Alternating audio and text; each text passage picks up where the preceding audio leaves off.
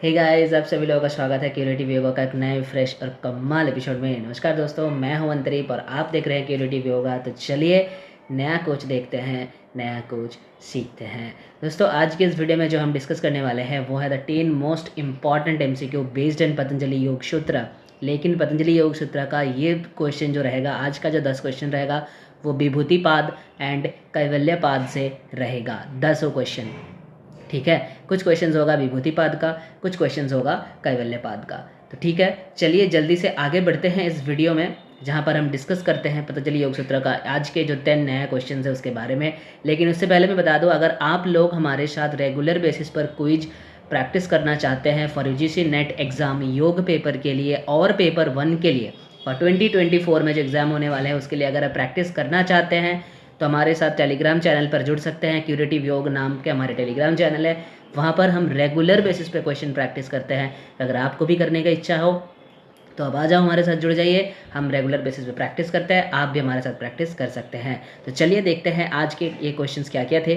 10 most important MCQ क्या क्या रहे हैं, जो मोस्ट एक्सपेक्टेड हैं, जिनको हम निकाले हैं बेस्ड ऑन सारे कुछ प्रीवियस PYQs एंड कुछ हमारे गेस टेंटेटिव क्वेश्चन है यहाँ पर। तो चलिए सभी को मिलाकर देखते हैं। सबसे पहला क्वेश्चन क्या है, सबसे पहला क्वेश्चन जो यहाँ पर आए हैं, यानी इस श्लोक का जो नंबर है वो आपसे पूछा गया है कि इस श्लोक का नंबर क्या है। अब श्लोक में क्या बता रहा है, तज्जात प्रज्ञालोक। ये श्लोक कहाँ का है? सबसे पहली बात, ये श्लोक जो है ये या तो ये तीसरे अध्याय का हो सकता है या तो चौथे। यहाँ पर क्योंकि आपको दोनों ऑप्शंस दी हुई है, तो ये श्लोक जो है ये तीसरे अध्याय का श्लोक है। कहाँ का? तीसरे अध्याय में सबसे पहले जो बताया जाता है, सबसे पहले तो देखो, सबसे पहले तीसरे अध्याय का जो 1 नंबर श्लोक है उसमें क्या बताया जाता है? धारणा। उसमें बताया जाता है धारणा, फिर बताया जाता है क्या? ध्यान। उसके बाद बताया जाता है ध्यान, ठीक है। उसके बाद ध्यान, उसके बाद क्या बताया जाता है? समाधि। धारणा हो गया, ध्यान हो गया, समाधि हो गया। अब इसके बाद चौथे नंबर अगर क्या बताया जाता? त्रयम एकत्रे संयम, यानी यहाँ पर जो है वो संयम के बारे में बात करी जाती है, उस पर संयम के बारे में। फिर 5वें नंबर जो श्लोक है वहाँ पर बताया जाता है कि अगर आप इन तीनों पर एक साथ संयम कर सकते हैं, इन तीनों पर अगर आप संयम कर सकते हैं तो संयम करने से क्या उत्पन्न होता है? प्रज्ञा उत्पन्न होती है। संयम करने से क्या उत्पन्न होती है? प्रज्ञा उत्पन्न होता है। इसीलिए यह श्लोक कहा गया है तज्जात प्रज्ञालोका, यानी संयम करने पर क्या उत्पन्न होता है?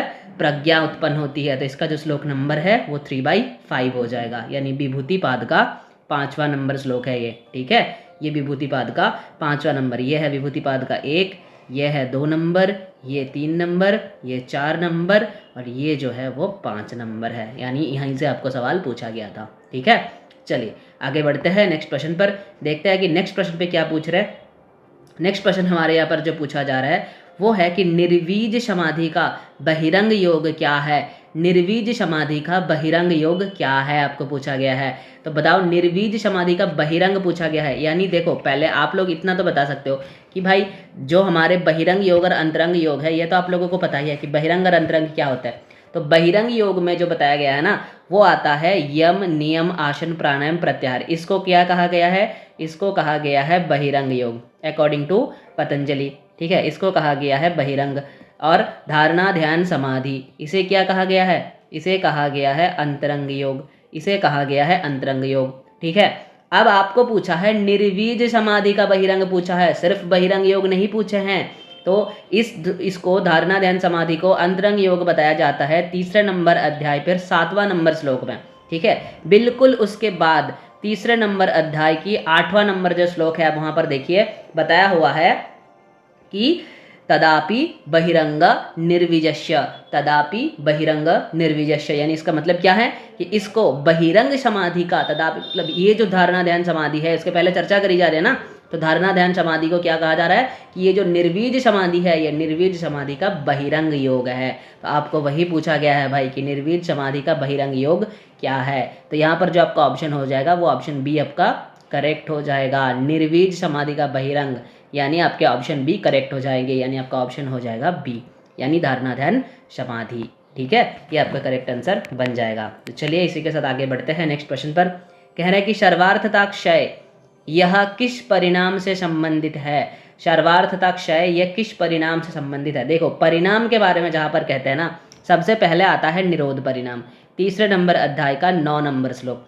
उसके बाद आते हैं अवस्था, निरोध परिणाम की अवस्था के बारे में कहते हैं, तीसरे नंबर अध्याय का 10वां श्लोक। उसके बाद समाधि परिणाम आता है, ठीक है, तीसरे नंबर अध्याय का 11 नंबर श्लोक। उसके बाद एकाग्रता परिणाम आता है, तीसरे नंबर अध्याय का 12वां नंबर श्लोक, ठीक है। तो यहाँ पर जो बताया जाता है निरोध परिणाम सबसे पहले, उसके बाद निरोध परिणाम की अवस्था बताया जाता है, उसके बाद समाधि परिणाम, फिर एकाग्रता परिणाम बताया जाता है, ठीक है। अब समाधि परिणाम बताते हुए जो बताया है, देखो निरोध परिणाम का क्या बताया गया कि बुत्थान अवस्था का निरोध होना, उसको निरोध परिणाम कहता है, और संस्कार अवस्था का उत्पत्ति, ठीक है। बुत्थान अवस्था का निरोध, देखो यहाँ पर कहा गया ना कि संस्कार और वीर प्रादुर्भाव, यानी संस्कार का प्रादुर्भाव होना, बुत्थान अवस्था का निरोध होना, इसको कहते हैं निरोध समाधि, ठीक है। अब आते हैं समाधि परिणाम। समाधि परिणाम को कहते हुए कहा गया है कि सर्वार्थता क्षय एकाग्रता उदय, यानी सर्वार्थता एकाग्रता क्षयोदय, ऐसे करके कहा गया है। आपको वहां से टर्म को आधा करके लिया गया है क्वेश्चन में, ताकि आप लोग कंफ्यूज हो जाओ, क्योंकि सर्वार्थता क्षय ये टर्म जो है ये सिंगल एक एज इट इज मेंशन नहीं होगा श्लोक में। इस टर्म को क्या किया गया है, इस टर्म को टूटा गया है, ठीक है, तोड़ मड़ोड़ के पेश किया जा रहा है यहाँ पर, ताकि आप लोगों को समझ में ना आए। तो सर्वार्थता का क्षय होना और एकाग्रता का उदय होना, ये कहते हैं समाधि परिणाम में। क्या कहते हैं समाधि परिणाम में? कहते हैं कि सर्वार्थता का क्षय होना और एकाग्रता का उदय होना, इसे कहा गया है क्या? इसे कहा गया है समाधि परिणाम। क्या कहा गया है? समाधि परिणाम। समाधि। तो आपको यही पूछा गया है कि भाई सर्वार्थता का क्षय जो है वो किस परिणाम से संबंधित है? तो वो सीधा सीधा समाधि परिणाम से संबंधित है, यानी आपका ऑप्शन जो हो जाएगा आंसर बी आपका करेक्ट आंसर हो जाएगा। ठीक है, चलिए इसी के साथ आगे बढ़ते हैं नेक्स्ट प्रश्न पर। कह रहे हैं कि निम्नलिखित में से क्रम में व्यवस्थित करे औषधि, जन्म, तप, मंत्र, समाधि। औषधि, जन्म, तप, मंत्र, समाधि, यानी ये कहाँ से पूछा गया है क्वेश्चन? सबसे पहले ये बताओ, ये क्वेश्चन का जो एरिया है वो है चौथे नंबर अध्याय, यानी कैवल्यपाद का 1 नंबर श्लोक है। ये चौथे नंबर अध्याय का पहला श्लोक है, जहाँ पर बताया जाता है कि जन्मौषधि मंत्र तप समाधिजा सिद्धयो, यानी जन्म, औषधि, मंत्र या फिर तप, इन चारों के जरिए क्या सिद्ध होता है? समाधि सिद्धयो, यानी समाधि सबसे लास्ट होगा, यानी ई सबसे लास्ट होगा। देखो सब में ई सबसे लास्ट है, तो सबसे पहला क्या था? जन्म। अब जन्म कहाँ पर है? बी में। देखो बी कहाँ पे फर्स्ट में है, तो इसको एलिमिनेट कर दो, इन दोनों को, ए और डी को एलिमिनेट करो। बी और सी में सबसे पहला नंबर ऑप्शन पर बी है, ठीक है। अब बताओ जन्म के बाद क्या था? जन्मौषधि हमने पढ़ा था, तो बी के बाद आना चाहिए ए, बी के बाद ए। देखो इन दोनों में ही बी के बाद ए है, तो अब उसके बाद चलो जन्मौषधि, उसके बाद मंत्र आना चाहिए, यानी डी आना चाहिए, डी। तो देखो यहाँ पर 2 नंबर पे आपको दिख रहा है जन्मौषधि मंत्र, लेकिन 3 नंबर पे वो नहीं दिख रहा है, तो 3 को भी एलिमिनेट कर दो, यानी आपका करेक्ट आंसर जो है वो ऑप्शन नंबर बी आपका करेक्ट आंसर बन जाएगा। ठीक है, चलिए इसी के साथ आगे बढ़ते हैं नेक्स्ट प्रश्न पर। इस तरीके से क्वेश्चन को एनालिसिस करते हुए आंसर करिए, तो सारे चीज़ आपको समझ में आ जाएगा और PYQ करने का सबसे बढ़िया फायदा मिलेगा आप लोगों को। ठीक है, उसके बाद आपको पूछ रहा है कि योगियों का कर्म क्या है। ये क्वेश्चन भी जो है ये चौथे नंबर पाद से ही लिया गया क्वेश्चन है। क्वेश्चन इसका जो श्लोक है वो आपको चौथे नंबर अध्याय पर 7वां नंबर जो श्लोक है, चौथे नंबर अध्याय का जो 7वां नंबर श्लोक है वहां पर सीधा सीधा मिलता है। कह रहे कि कर्म शुक्ल कृष्णं, यानी शुक्ल कर्म और कृष्ण कर्म के बारे में बताया गया है। योगी न त्रिविधम इतरेशम, यानी एक होता है शुक्ल कर्म, यानी जो कर्म करने से हमें पुण्य मिलता है। एक होता है कृष्ण कर्म, यानी जो कर्म करने से हमें पाप मिलता है। ठीक है, एक होता है पुण्य कर्म, एक होता है पाप कर्म। उसके बाद बोला गया है शुक्ल और कृष्ण, यानी पुण्य एवं पाप जो मिश्रित कर्म होता है। जैसे हम लोग करते हैं, सारे अच्छे काम करते हैं? बिल्कुल भी नहीं। सारे बुरे काम करते हैं? बिल्कुल भी नहीं। मतलब कुछ अच्छा होता है, कुछ बुरा काम भी हो जाता है हमसे। तो ये जो है ये शुक्ल और कृष्ण। लेकिन आपको क्या पूछा गया है? आपको पूछा गया है भाई कि योगियों का कर्म क्या है। योगियों का आपको पूछा गया है कि योगियों का कर्म क्या होता है। अब योगियों का कर्म अगर पूछ रहे तो इनका जो कर्म होता है वो होता है अशुक्ल एंड अकृष्ण। अशुक्ल कर्म एंड अकृष्ण कर्म ये होता है। मतलब ये ना तो पाप कर्म करते हैं और ना ही पुण्य, यानी इनका कर्म जो होता है उसका फल भोग इनको नहीं करना पड़ता है। अगर आप पुण्य कर्म कर रहे तो उनका भी आपको भोगना पड़ेगा, अगर पाप कर्म करते हैं तो पाप कर्म का भी भोगना पड़ता है हमें। लेकिन जो योगी होते हैं उनको ना तो पाप कर्म करते हैं वो, ना तो पुण्य, क्योंकि वो अपना कर्म को समर्पित कर देते हैं भगवान के चरण पर। इसलिए उनको क्या होता है, उनको उनका कर्मफल जो है वो भोगना नहीं पड़ता, उनको उनका कर्मफल जो है वो भोगना नहीं पड़ता। इसे कहते हैं अकृष्ण और अशुक्ल कर्म। वो योगियों का कर्म होता है जो कि यहाँ पर मेंशन नहीं है। तो मेंशन नहीं है तो मतलब क्या है, 4 नंबर ऑप्शन को देखिए, मेंशन है सीधा सीधा कि इनमें से कोई भी नहीं, तो वो ऑप्शन को सिलेक्ट कर लो, इनमें से कोई भी नहीं। ठीक है, चलो अब आते हैं नेक्स्ट प्रश्न पर। कह रहे हैं कि नेक्स्ट क्वेश्चन कह रहे हैं कि तारा बुझ्य ज्ञानम, तारा बुझ्य ज्ञानम 6 नंबर की जो प्रश्न है वहाँ पर कह रहे हैं कि तारा बुझ्य ज्ञानम किस पर संयम करने से यह सिद्धि मिलती है, किस पर संयम करने से यह सिद्धि मिलती है। यानी तारा बुझ्य ज्ञानम की जो सिद्धि होती है, तारा बुझ्य ज्ञानम का मतलब क्या होता है कि जो नक्षत्र होते हैं, तारा जिसको कहते हैं ना, तो नक्षत्र होता है उसका उनका अवस्थान हमें पता चल जाता है। इसका श्लोक नंबर क्या है, इसका जो श्लोक नंबर है वो 3रे अध्याय का 27 है। यानी ये सारे विभूतियाँ हैं, ये सारे विभूतियाँ के बारे में बताया गया है। ठीक है, तारा बुझ्य ज्ञानम कह रहे हैं, तारा बुझ्य ज्ञानम यानी नक्षत्रों के बारे में, तारा बुझ्य के बारे में, जो नक्षत्र बुझ है उनके बारे में, मतलब सारे के सारे नक्षत्रों के बारे में हमें ज्ञान मिलता है। किस पर संयम करने से ये मिलता है, ये किस पर संयम करने से मिलता है, सबसे बड़ी बात ये है। बताओ, आंसर बताओ, इसका संयम किस पर संयम करने से मिलता है। श्लोक नंबर तो मैंने बता दिया, 3रे नंबर अध्याय का ये 27 नंबर श्लोक है। ये ना तो नक्षत्र पर संयम करने से मिलता है, ना ही सूर्य पर संयम करने से मिलता है, ना ही ध्रुव तारा पर संयम करने से मिलता है। तो किस पर संयम करने से मिलता है ये जो है ये चंद्र पर संयम करने से मिलता है। यानी देखना 3रे नंबर अध्याय का जो 27 नंबर श्लोक है वहाँ पर सीधा सीधा ऐसे मेंशन है, चंद्रे तारा बुझ्य ज्ञानम, यानी चंद्रमा पर जब आप संयम करते हो तो तारा बुझ्य के बारे में ज्ञान हो जाते हैं। ठीक है, तो चलिए इसी के साथ आगे बढ़ते हैं नेक्स्ट प्रश्न पर। इसका जो आंसर है ऑप्शन नंबर सी आपका करेक्ट आंसर बन जाएगा। फिर हम चलते हैं 7वां नंबर प्रश्न पर। 7वां नंबर प्रश्न जो है वो पूछ रहा है कि शन प्रतियोगी जो परिणाम के अंत में उपस्थित होता है उसे क्या कहा गया है। जो शन के प्रतियोगी हैं, जो परिणाम के अंत में आता है वो क्या है। इज इट विवेक ज्ञान, is it Kaivalya, is it क्रम, इज इट समय। ये श्लोक नंबर जो है बहुत इंपॉर्टेंट है और ये श्लोक से काफ़ी बार क्वेश्चन ऑलरेडी यूजीसी नेट में आया हुआ है, घुमा के काफ़ी बार पूछता है। इसका जो श्लोक नंबर है वो है 4/33।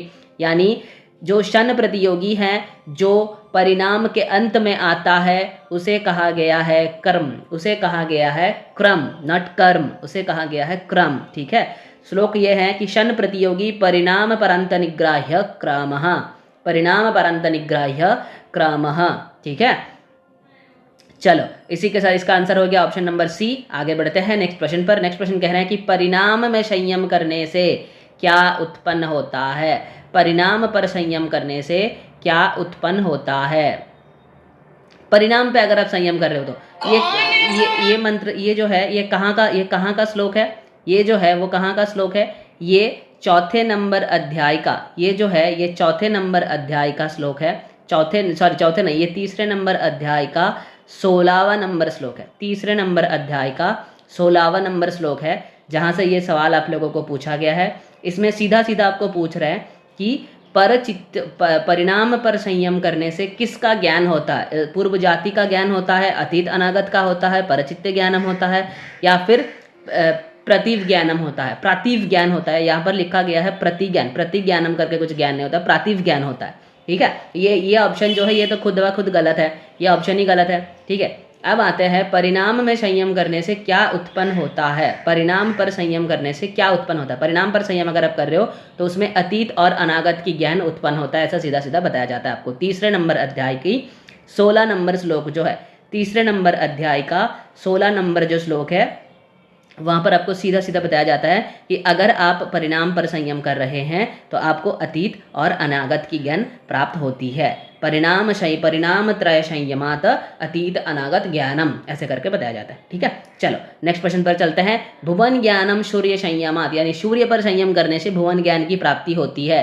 यह श्लोक नंबर क्या है। यह श्लोक नंबर जो है वो 3रे नंबर अध्याय का 26 यानी 26वें नंबर श्लोक है। विभूति पाद का 26वें नंबर श्लोक है ये। ठीक है, ये होता है विभूतिपाद का 26 नंबर। कई बार आप लोगों को विभूतिपाद का श्लोक नंबर बिल्कुल याद रखे, हर एक विभूति को लिख ले, ऐसे एक टेबल बना ले, एक साइड में ऐसे विभूति लिखे, ऐसे 2 साइड का टेबल बनाए, यहाँ पर अब विभूतियाँ लिखे, यहाँ पर अब लिख लो विभूति और यहाँ पे लिख लो एसएल नंबर यानी श्लोक नंबर, ये श्लोक नंबर होगा। ये इस साइड में विभूति लिखो, इस साइड में श्लोक नंबर लिख लो, 3 बाई कितना नंबर श्लोक है, ऐसे लिख के अब याद कर लो, क्योंकि यहाँ से ना कई बार श्लोक पूछे जाते हैं, कई बार नंबर पूछे जाते हैं, हर बार पूछे जाते हैं भाई, इस बार भी पूछा जाएगा। ठीक है, तो इसको याद करके चलो। अगर नेट क्लियर करना है, जीआरएफ क्लियर करना है तो इसको मान के चलो, वरना एक क्वेश्चन कई बार लोग इस क्वेश्चन को छोड़ देते हैं। पतंजलि से क्वेश्चन गलत करने का कोई मतलब ही नहीं बनता यार, अगर आप नेट जीआरएफ टारगेट कर रहे हो तो यहाँ से गलत करके आपका नेट जीआरएफ नहीं बनने वाला है। ठीक है, तो इसका आंसर जो है ऑप्शन नंबर ए हो जाएगा। चलो अब आगे बढ़ते हैं नेक्स्ट प्रश्न पर। नेक्स्ट प्रश्न क्या कह रहे हैं, लास्ट प्रश्न है आज की इस टॉपिक का, मूर्धा ज्योति पर संयम करने से क्या प्राप्त होता है। जो मूर्धा ज्योति पर अगर आप संयम कर रहे हो तो इसका क्या प्राप्त होता है, इसका श्लोक नंबर क्या है, 3 नंबर अध्याय का 32 नंबर श्लोक है ये, यानी 3 नंबर अध्याय का 32वें नंबर श्लोक है, जहां पर ऐसा बताया जाता है मूर्धा ज्योतिषी सिद्ध दर्शनम, मूर्धा ज्योतिषी सिद्ध दर्शनम, यानी अगर आप मूर्धा ज्योति पर संयम प्राप्त करे तो आपको सिद्ध पुरुष की दर्शन होती है, सिद्ध दर्शन होता है, ना ही इष्ट दर्शनम होता है। इष्ट दर्शनम स्वाध्याय पे होती है, इष्ट दर्शनम नहीं होती है। स्थौर्यम जो है वो कूर्म नाड़ी पर करने से होता है, और हस्ती वलदानी जो है वो विभिन्न प्रकार के बल पे संयम करने से हस्ती वलदानी वो विभिन्न प्रकार की हस्ती के समान बल प्राप्त होती है। ठीक है, तो ये तीनों इसका ऑप्शन नहीं है, इसका जो ऑप्शन हो जाएगा वो हो जाएगा सिद्ध दर्शनम, यानी 3 नंबर अध्याय का 32वें नंबर श्लोक है। तो इस जो टेस्ट हमने किया था, इस टेस्ट का क्वेश्चन यहीं तक था, 10 क्वेश्चन हमने डिस्कस कर लिया। इस टेस्ट को परफॉर्म किया था टोटल 20 लोगों ने इस टेस्ट को परफॉर्म किया था। ये टेस्ट 20 लोगों ने परफॉर्म किया था, उसमें जो फास्ट आया है वो है प्रियंका शर्मा जी, वो है प्रियंका शर्मा जी। प्रियंका शर्मा जी, आपको बहुत बहुत कंग्रेचुलेशंस, आप फर्स्ट पोजीशन पर आए हैं। ऐसे ही पढ़ते रहिए, ऐसे ही मेहनत करते रहिए, तो नेट जेआरएफ पक्का है आपका। दूसरा नंबर पोजीशन पर जो आए हैं वो है तेजस्वी सूर्या। तीसरे नंबर पोजीशन पर जो आए हैं वो है सुमन जी। आप लोगों से निवेदन है कि जब भी आप लोग टेस्ट को परफॉर्म करें तो अपना रियल नेम डाल के परफॉर्म करें, क्योंकि मुझे नहीं लग रहा है कि पूरा नाम आपने यहाँ पर नहीं डाला है, तो मुझे नहीं पता आपका टाइटल क्या है, इसलिए मैं नाम ले भी नहीं पा रहा हूँ सही तरीके से। तो जितने भी लोग परफॉर्म कर रहे हो टेस्ट को, तो मेरा निवेदन है कि सब लोग अपना पूरा नाम डाल के परफॉर्म करें, ताकि मैं यहाँ पर आप लोगों का पूरा नाम ले पाऊँ। इसलिए मैंने दोनों वीडियोज़ में नाम भी नहीं लिया। एक वीडियोस तो मैंने नाम लेना भूल गया था, और हालांकि ऐसा होता नहीं है कि मैं जिस वीडियो का क्वेश्चन डिस्कस कर रहा हूँ उसी वीडियो में उसी टॉपिक का मैं नाम ले लूँगा, क्योंकि वीडियो मैं बनाता हूँ, क्विज परफॉर्म आप लोग जब करते हो उससे पहले मैं वीडियो रिकॉर्ड करता हूँ। ये हो गया है कि ये जो मैं पहला वीडियो था वो डिस्ट्रॉय हो गया, तो जिसके कारण मुझे रीशूट करना पड़ रहा है, इसलिए मैंने इसी वीडियो में इसी क्विज का डिस्कशन रिजल्ट जो है वो डिक्लेयर कर दिया। हालांकि रिजल्ट आप लोगों को मिल ही जाता है, जब लोग अलग परफॉर्म करते हो तो तुरंत बाद आपको रिजल्ट मिल जाता है ग्रुप में। चलिए इस वीडियो में इतना ही, फिर मिलते हैं आप लोगों के साथ अगले वीडियो में। तब तक के लिए आप सभी लोग पढ़ते रहिए और रेगुलर बेसिस पर योग करते रहिए। थैंक यू, बहुत बहुत धन्यवाद।